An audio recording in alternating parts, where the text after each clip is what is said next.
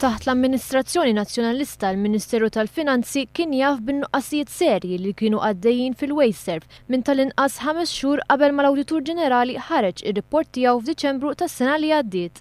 F'dan ir-rapport l-Awditur Ġenerali kritika bl-aħrax in-nuqqasijiet eżistenti fl-Aġenzija li tiġġenera l-iskart. Iżda minkejja li l-Gvern ta' Gvern kien jaf b'dawn in-nuqqasijiet xhur qabel ma ħareġ ir-rapport tal-Awditur Ġenerali, iddeċieda li ma jieħux azzjoni.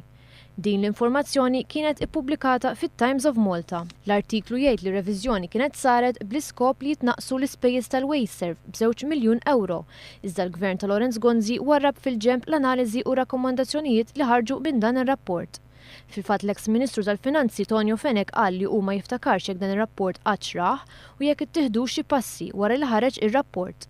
Fenech qal li sa Settembru li għadda huwa kien iffukat fuq il-budget. Skont l-istess rapport jirriżulta li sa Ġunju tal-2012 3/4 tal-impjegati tal-WasteServ kienu impjegati ta' kuntrattur. L-istess rapport jgħid li dawn il-kuntratti swew lil WasteServ is-somma ta' €250,000 fl-2011. Kelliemi għall-Ministeru għall-Iżvilupp Sostenibbli l-Ambjent u t-Tibdil fil-Klima qalet li ma teskludix li dan ir-rapport se jiġi kkunsidrat mill-Bord tad-Diretturi tal-WasteServ u li jista' jkun ippubblikat flimkien ma' rapporti oħra li l-istess Ministeru talab li jsiru dwar l-operat tal-WasteServ.